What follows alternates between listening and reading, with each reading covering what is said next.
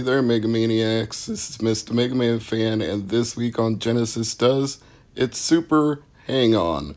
Sequel, of course, to Hang On, and one of the cleanest Genesis games that I own. And I mean, clean box, clean cartridge, beautiful manual. Everything about this is impeccable. Let me open up the box and show you what I mean. You're going to love this. Look at how nice that manual looks. No creases, no folds. Look at how that cartridge looks. Unstained, barely a scratch on it, couple of scuff marks on the front label, but not even visible in the camera light. I mean, you would think this came out of the shrink wrap the day I played it for this show. And this manual is almost perfect, with one exception. There's one loose page, and page one was stuck in the back.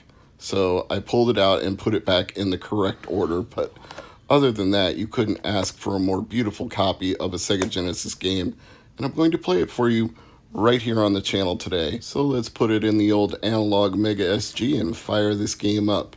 Three things inspired today's playthrough. First of all, an unexpected amount of free time on my hands because something I had scheduled got rescheduled to 24 hours later. Secondly, because I had the Astro Warrior Hang On combo cart from Sega Master System in a previous video, I thought it would be appropriate to play Super Hang On and show you all the sequel. And hang on, because I've got to readjust the camera here and turn off the lights so that the screen is not completely blurred out. Third of all, I thought, well, I'll play a game that's really fun for me, that a lot of people probably enjoy, that I also kind of stink at, so you can watch me crash and burn and have a laugh at my expense. So while we're watching me play the game, I will also share with you a few facts about the game. The legend of Sega, Yu Suzuki, was the designer of this game, as he was for all the games in the Hang On series, as far as I'm aware. This first debuted in the arcade in 1987. In Japan, it came to the Mega Drive on June 11th, 1989. In North America, it came out in December at an indeterminate date, just December of 1989. It was ported to the Sharp X68000 in the European Union on November of 1990, and in Japan, December of 1989. It did eventually come to other platforms such as Commodore 64 and Amstrad and Atari ST, among others, but for the longest time, you could not find this on any Nintendo system. It truly was a Genesis Does exclusive. Eventually, it ended up in the Sega Arcade Gallery for the Game Boy Advance, but that was well over a decade after it was originally released on the Genesis. And then another decade later, it finally came to the Wii Virtual Console, September 14th, 2010, in Japan. And 2 years later, almost 2 full years later, in North America and Europe on May 3rd, 2012. So, suffice it to say, Genesis does what Super Nintendo don't, and only home computers did, and you probably didn't even know about those unless you had a home computer. Hell, I had a Commodore 64, and I didn't know that Super Hang On was on it. Speaking of which, back in the day, I really loved motorcycles and mopeds. I even had one that I rode around as a kid called a Doodle Bug, which was actually manufactured during, around, or after the World War II period by a company that was located in Webster City, I want to say, called Hiawatha. And it was restored by my dad, and me not knowing anything about it, me not being a mechanical expert, me not knowing the history of this company or anything because there was no Wikipedia back then, I didn't appreciate that it was actually somewhat historical and valuable. I was like, cool, I got a moped to ride around the yard. And believe me, I did. I rode it here and there, hither and yon, to and fro everywhere. I rode it into cornfields. Not even kidding about that. There was a year where they had a part of the field that got flooded out due to really excessive heavy rainfall, and it made a perfect loop right through the corn So I treated it like a racetrack. I would zip in there, run through it, and zip out again with complete reckless abandon. I was an idiot kid. I didn't wear a helmet or a leather jacket or any protective accessories whatsoever. But I guess in those days, we didn't worry about those kind of things. You know, parents let their kids be idiots, which I'm not encouraging anybody to do today. I'm not saying my parents were negligent. They just probably didn't think I was going fast enough speeds to probably need one. But even if I was only going 20, 25 miles an hour, I probably should have had a helmet on. And I encourage you to follow the example of the drivers in this game and wear a helmet, whether it's a moped, a bicycle, a motorcycle, whatever. Wear a helmet, please. Not just because I'm encouraging it, but because you don't want to scrape every layer of skin off your body and peel your scalp like the surface of a tomato and have all the juices run out on the pavement. That's the kind of thing that can happen to you. As many times as my motorcycle wipes out in this game while I'm playing it, just imagine what this poor motorcycle rider would look like if he wasn't wearing all that gear. He'd be a sorry mess. Never really lost my love of motorcycles. I still think they're cool. I still love watching shows like Sons of Anarchy, but I'm probably never going to own one because my sense of equilibrium is not what it used to be when I was a little kid. I've got bad knees now and not in the greatest of shape. I don't think a motorcycle is ideal for me for my medical conditions and my balance and everything else, but it doesn't mean I can't play motorcycle-based games and still enjoy them. In fact, one of the reasons that I really liked playing the original Hang On Sega Master System was because I had played that arcade version of Hang On a few times, and it actually had a motorcycle seat you could sit in, and you could lean into the turns at top speed. You would steer by leaning one way and leaning the other, and it was quite a visceral thrill. You really felt like you were riding a motorcycle when you were sitting in the seat of that arcade game. I'm not saying the wind was blowing by your hair and the pavement was rolling underneath your feet. It wasn't virtual reality or anything, but for the 1980s, it was a damn good immersive experience for a kid playing an arcade game. You can't get too many thrills like that without having some sort of cabinet that represents the experience. Like I talked about pole position, having a sit-down cab where you could actually use the foot pedal and the steering wheel and shift from low to high, and it felt like you were sitting inside of a race car. That's kind of how it felt with Hang On when you were sitting in that motorcycle seat. So some arcade games just really capture the experience, and Hang On does. And I don't know that anything ever really could for a home console version unless you had some sort of motorcycle seat controller. But that would obviously be really clunky, really expensive, and so narrowly confined to a specific game or two that nobody would spend the money on that. It just wouldn't be worth it. Well, anyway, let me tell you some more facts about Super Hang On as you continue to watch me do mildly better from one track to the next. I improve slightly with each replay, but not enough that I'm going to finish this Africa race. I'm going to keep wiping out at certain points. I'm just going to get a little further each time. As you can see, I just hit another checkpoint there. So, releases, home releases. Versions of the game came out on ZX Spectrum, Amstrad CPC, and Commodore 64 in 1987, with further conversions for Genesis, Amiga, Atari ST, Macintosh, Sharp, and DOS in 1989 and 1990. The game also appeared on several Mega Drive compilations, namely Mega Games 1, bundled with the console as the Mega Drive Magnum. Ooh, that sounds phallic. And the Sega 6-pack. As noted, it was included in Sega Arcade Gallery for Game Boy Advance.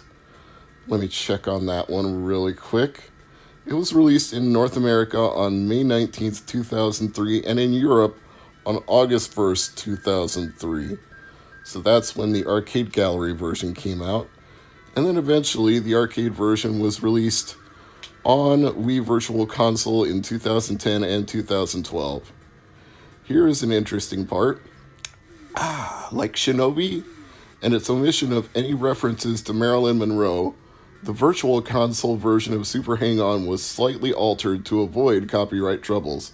This includes replacing several in-game billboards, which used to feature real brand names such as Sibi, with similar billboards which mention other Sega games such as Outrun and Afterburner.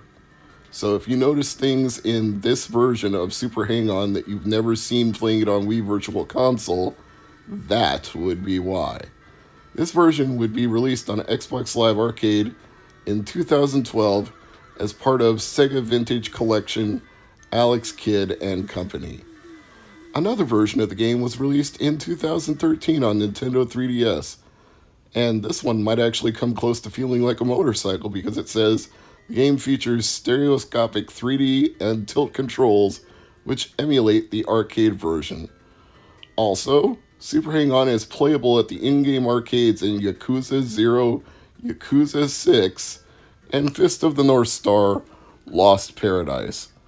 Now that was the first race where I actually did well enough to enter my initials as a high score, but I thought after demoing the arcade mode, I should show off a little bit of the original mode. And what cracks me up is this menu music for the shop is exactly the same as Fantasy Zone for the Sega Master System, which either says to me that somebody who worked on both games had a sense of humor, or Sega just said, we already have this in-house music, why do we need to create original music? If there's a shop in one game, there's a shop in the other game, so just reuse it. Boop boop boop boop boop boop boop boop boop boop boop boop boop boop boop boop boop. I got to know that music so well from playing Fantasy Zone, which was one of those games I got from Sir Crunch when I got his Sega Master System for the summer, and then later on when I bought out his collection of SMS stuff. I should do that on a future episode of Genesis Does, unless I think I might not be able to, because I think there was a Tengen version of Fantasy Zone made by Atari for the NES, so that probably disqualifies me from playing Fantasy Zone. But maybe not the sequels, because there was Fantasy Zone 2 and Fantasy Zone The Maze, and I don't think either of those ever came to Nintendo or Super Nintendo. So I'll have to look into that. Anyway, in this original mode version, you're trying to perform as well as you can in this race, outrace your rival, as he's noted on the screen and as shown in your stats when you complete a lap. And your overall performance plus that against your rival is how much money you'll win in the race. And then as you can see from that shop, you can go back and upgrade things like your tires, your engine, your frame, all of that stuff. And you really need to, because when you're playing in the original mode, you can tell that this is a downgraded bike compared to the arcade version. It does not hang the corners as tight. It drifts way too easily to one side or the other. It doesn't accelerate as fast as the arcade version. So unless you win these races and improve your bike, you're going to be really screwed trying to get through future races in the original mode. You have to upgrade your bike as much as possible. And I don't think I'm going to be able to do much of an upgrade to this bike because I'm not doing very well right now. So this could be the end, or close to the end, of this episode of Genesis Does, especially if I wipe out on too many of these turns, because you can actually, in this version, unlike the arcade version, you can actually get hurt when you crash. It'll tell you that you have to get medicine to heal yourself, or that your bike is broken and that you have to fix it. There's all sorts of negative consequences to this original mode, which I guess you could say makes it a little bit of a cross between a racing game and, I don't want to call it a real life simulator. It's definitely not a role-playing game, but I guess a less, how do I put it? a less arbitrary interpretation of what motorcycle racing is and a more realistic approach. Because you would have to do these things in real motorcycle racing. You would have to heal yourself up if you got injured. You'd have to fix your bike if it got broken. You'd have to upgrade parts to compete with other racers. So maybe I'll just call it a simulacrum. Like, it's not actual motorcycle racing, but it comes closer to the challenge of real motorcycle racing. Let's put it that way. It's a closer approximation. And because it has a password feature, you can actually record your progress if you really want to write down all those characters. Although personally, I'd say play it in an emulator and use save states and avoid that problem altogether. So that would be my answer to that, instead of having to write down tediously long passwords. But on the plus side, that does mean they didn't put a battery inside the cartridge, so you don't have to worry about something leaking or corroding if it's 30 years old. So positives and negatives, people. Good sides and bad sides to that. But I do like playing the original cartridge on my Analog Mega SG, and of course, the original Genesis when I have that hooked up as well. Although ever since I've gotten the Analog Mega SG, I've spent more time playing Mega Drive and Genesis games on this, and I can still play them on my Sega CD as well, so it's not like I don't have the option, because I still have the Sega CD hooked up to play CD games. So until if and when I ever get that Terra Onion card, I won't be playing Sega CD games on my Analog Mega Drive or Genesis. I reprogrammed my Analog's setup options so that it goes straight to the menu without displaying the graphics logo at the beginning. Just saves us a little time, and it was worth it in this case because we're getting straight into the action with 500 cc's of a liquid-cooled two-stroke engine, a rear aluminum swing arm, and most importantly, throttle. Because you gotta go fast, right? The hot race is going to start. I wonder if that's a literal translation from Japanese to English. Radical air fires up the crowd. I'm going to guess it's probably not. But there it is, the title screen for Quad Challenge. Now choose your race and enter your name or not. I'm just going to race.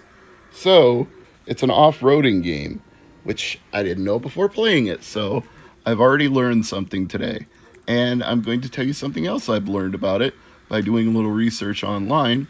It is considered to be one of, if not the first off-road racing games made for a home console. It came out 10 years before ATV Off-Road Fury on the PlayStation 2, but according to the Wikipedia author, who seems to have a little bit of bias here, it is a niche genre game because THQ discontinued their MX vs. ATV series, and then in a really loaded statement that, man, if this was a political article, somebody would get yelled at for it. Quote, even prior to the cancellation of MX vs. ATV, driving an ATV around a closed-circuit track never appealed much to the mainstream audience of gamers. Now, if that isn't the loaded mother of all statements, I don't know what is.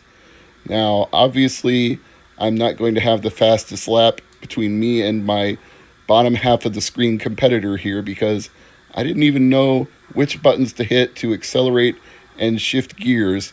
So I was already down a leg before I even started. But that's what you get when you have a loose cartridge with no box or manual. And there's a lot of different things you can do wrong as you're going around this track. You can wipe out, you can spin out, you can crash. It's more challenging than you would think. You've got to manage your throttle very carefully going around turns. You've got to shift from low to high at the right time so you maximize your speed boost. And you can't drift too far when you go around the tracks. So you need to let off the throttle for that too, or else you'll hit the signs and the barriers on the outside. So lots of different things can screw you up here. And I'm doing a pretty good job of showing you just about every way that you can screw up in one game. So I think I'll have to give this a second try. But you know what? I'm already hooked in. I know the Wikipedia says that this was a niche genre that was never very popular with mainstream gamers, but I'm quite enjoying this. Sometimes when you pick out these random games to do a YouTube series, you get a real dud, or you get a real poorly designed game like Socket, or you get something that's just instantly, instinctively, intuitively fun. I would classify Quad Challenge as being that sort of game. Although, again, the somewhat biased article considers this a poor selling game. I mean, they're just loading up with the negative adjectives here. Let me read a little more from this article since it is so inherently biased. Summary: the game was released with little commercial fanfare and it never made major sales figures. Wow. Where are they getting those sales figures from? I mean, I'm not saying they're wrong, but just that sentence alone says to me somebody despised this game with a passion. Like, they got it for Christmas and they were like, oh man, I got a Genesis game. Oh, it's Quad Challenge. Mom, why didn't you get me Sonic? Why didn't you get me Teenage Mutant Ninja Turtles? Why didn't you get me Mortal Kombat? You got me Quad Challenge. And then the kid throws a tantrum and starts crying and throwing things all over the room. And then he gets sent up to bed and told to think about what he's done. You know, that never seemed very effective to me. When I was told, go to your room and think about what you've done, I was like, okay, sweet. I got my boombox up there. I got my Isaac Asimov books. I got my Commodore 64 computer.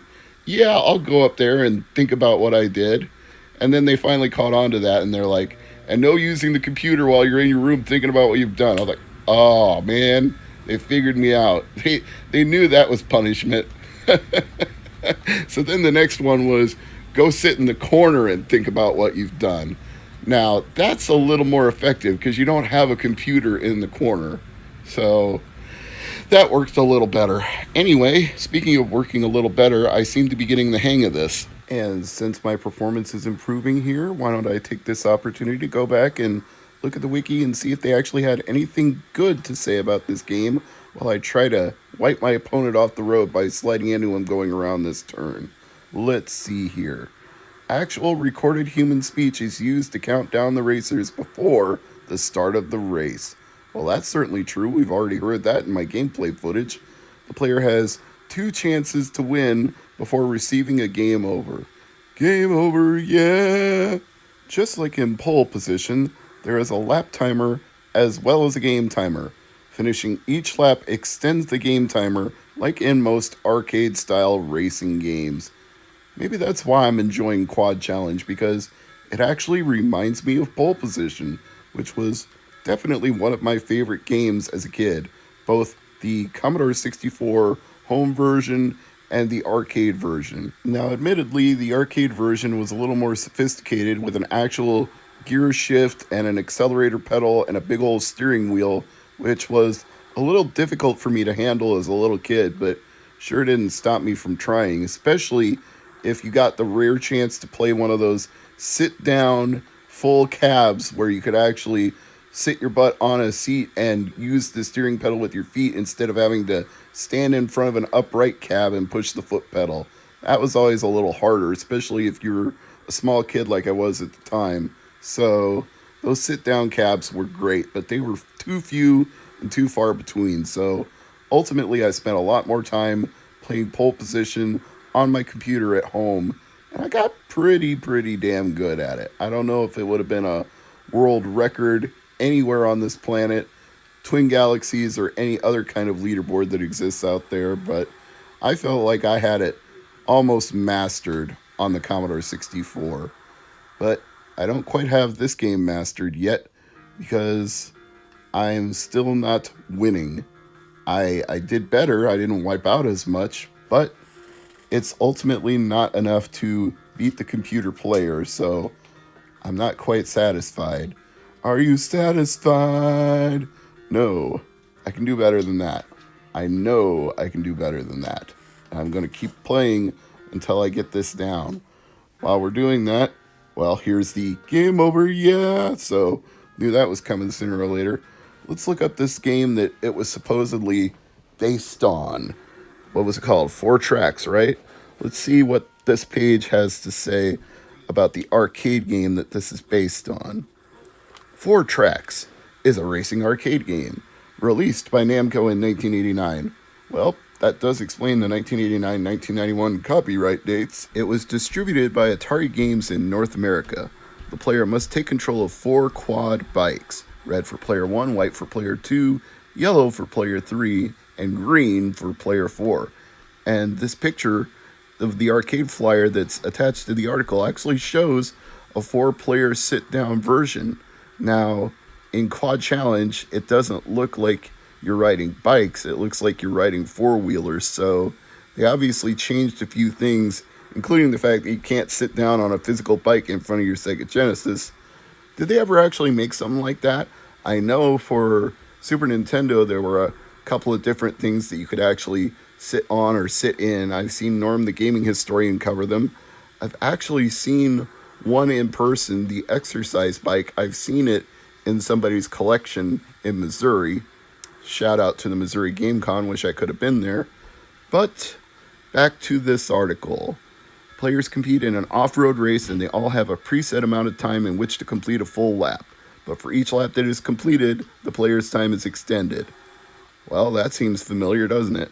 However, if one of the players cannot manage to successfully complete his current lap before the time runs out, his or her game will instantly be over and the race will continue without him or her. The players must complete between 3 and 6 full laps of the track in order to win. The number is dependent on how the cabinets are set, as with Namco's final lap. The players will also encounter between 4 and 7 CPU-controlled bikes on the track, and the number is dependent on how many people are playing. 7 for 1 player, 6 for 2, 5 for 3, and 4 for 4. So this 4-tracks cab actually looks really cool. I would love to try it someday. I wonder if they have it at the Strong Museum of Play in Rochester. I know Shane, aka Re-Rez, has been there, and he's played some pretty interesting arcade games that they have that have been preserved, such as a giant-sized Tetris with sticks bigger than your entire body. I mean, it's an incredible machine, giant Tetris.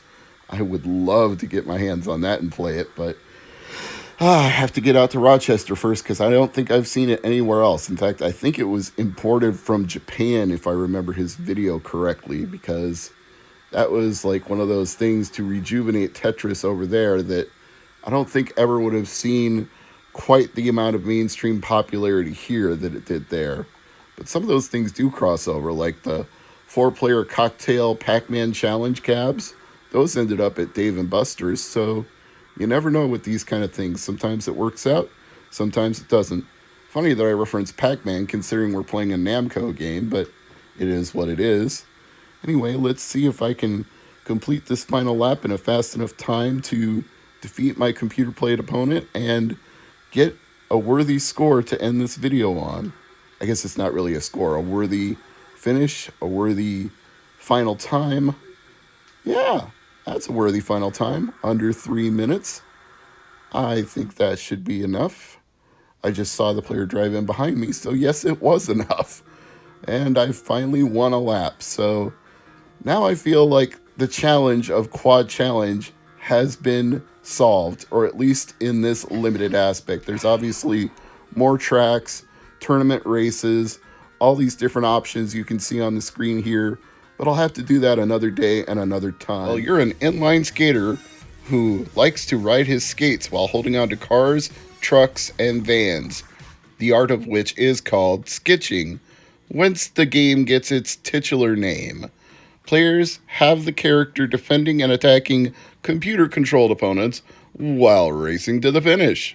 Winning races earns you money, and incidentally, wiping out and losing races costs you money, but it's the most ludicrous amount of money.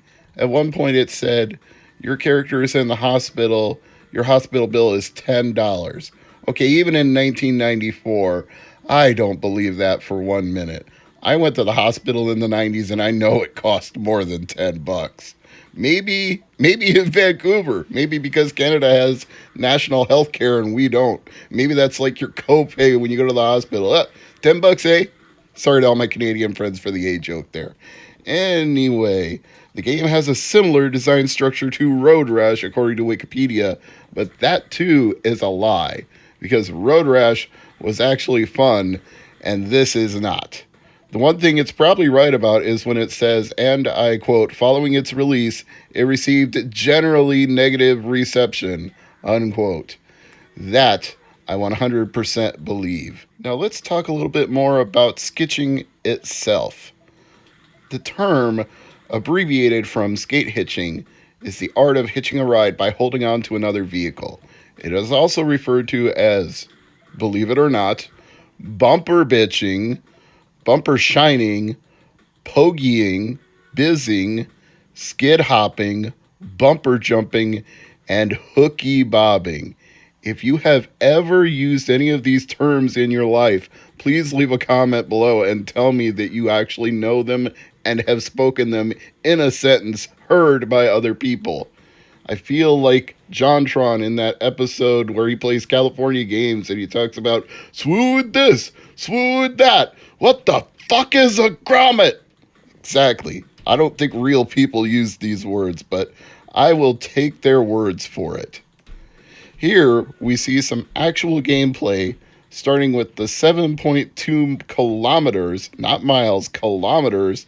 This game screams made in Canada in every conceivable way. I'm surprised my character doesn't have a Maple Leaf jacket on. Well, then he'd be a Toronto Maple Leafs fan, and then Peter H. would be playing this video instead of me. So, shouts out to Peter, the hardest of hardcore Canadians. Now, I wasn't trying to jump over these cars. I was trying to actually speed up, but apparently holding up does not speed you up, it jumps. It's like we're playing one of those fighting 2D side-scroll games where up is your move to leap over your opponent and turn around and face them to attack them. So, I'm getting my ass wiped out by every single car just by trying to figure out how to get up enough speed to actually be able to catch a car. And then when I try to get back on the road, I get plowed into again. Are you getting the idea this game is not fun yet? Because it sure as fuck is not. There is very, very, very much a good reason that this only came out on Genesis. Sometimes Genesis does means, well, it was exclusive because they wanted to be on the most popular console and the best-selling console, and they didn't want people to buy it on the other console and have that game dilute the audience. They wanted to be with the best and go with the best. Not in this case. They could have put this shit on anything and it would have still stunk like a turd. But let's see if I can actually catch a car this time. Well, the guy in front of me certainly managed to. Me, I'm just tripping over road obstacles as I try to get up enough speed. Yeah, there's not much chance I'm catching a car this way. The way you catch it is not even much sense whatsoever. You have to wait for a car to go by you, but then if you're not like right there when it goes by you, you've got no chance because you can't speed up to catch it and you can't slow down to match it if it's going slower than you. You've just got to catch a car when it's going by. There's so many idiotic things about this game. It would really boggle the mind to try to explain them all, so maybe I'll try to say something positive. And it's not the fact that when I let go of the car, I immediately wiped out. You would think my momentum would have kept me going forward. Here's something positive I'll say. I like the mountains in the background. It's a nice looking visual. It's not done super well. It's okay. At least they tried. I got told the other day by Jesse of Ivory Tower that saying, God bless them, at least they tried, is the southern way of saying you're fucking stupid. I'm not even trying to do that on purpose because I'm not southern, but I guess if God bless them they tried is the way of saying that, then that pretty much describes this game. And I mean no offense to the programmers because I'm sure they're all talented people. They just got assigned a great steaming pile of garbage and were told, make something out of this. You know, this game screams it's trying to be cool, hip, and rad, from the sound effects to the premise to everything about it. It's that whole 1990s aesthetic. And take this from somebody who actually went to college in the 90s.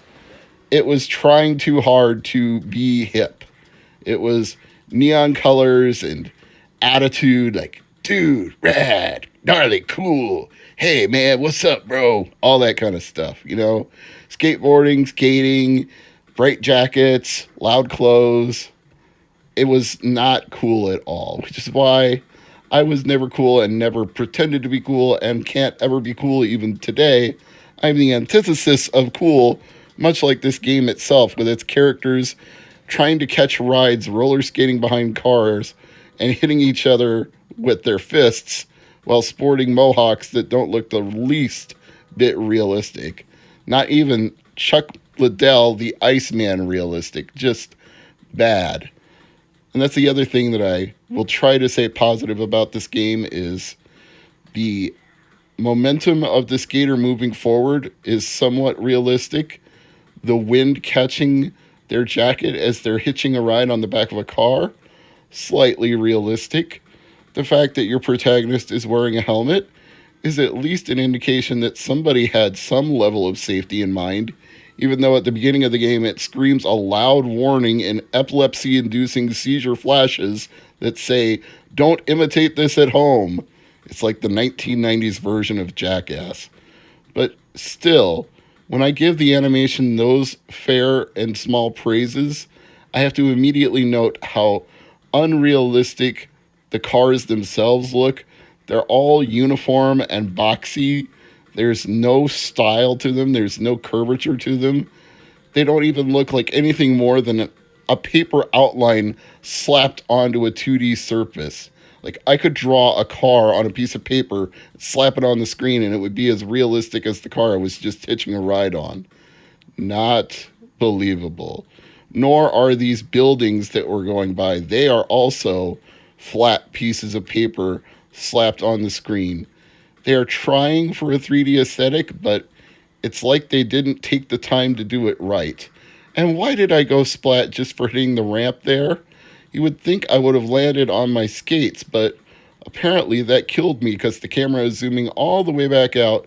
And once again, I have a hospital bill of $10. Oh, this game. Well, let's give credit where it's due, or blame where it's deserved, one or the other. The producer was Stanley Chow. The designer was David Warfield. The programmers of this festering pile were Lance Wall, Daniel Wesley, Lee Ingraham. The artists were Tony Lee, Jack Snowden, and Cindy Green. The composer, Jeff Van Dyke, has enough of a reputation and a pedigree that he's actually got a Wikipedia link, and he's the only person on this entire list who I guess is honored in that fashion. Let's see what else he's done work for. Hand of Fate and Need for Speed, Alien Isolation, for which he won a BAFTA award. Oh, he worked on Medieval and Medieval 2. Spartan Total Warrior, which is a GameCube game I need to pick up at some point. Need for Speed and Need for Speed 2. AFL 99, NHL Hockey. Okay, he did some things here and there. This game, I wouldn't say would be a career highlight for him, because as far as everything 90s generic goes about this game, the music is also like generic early 90s metal / grunge. It's like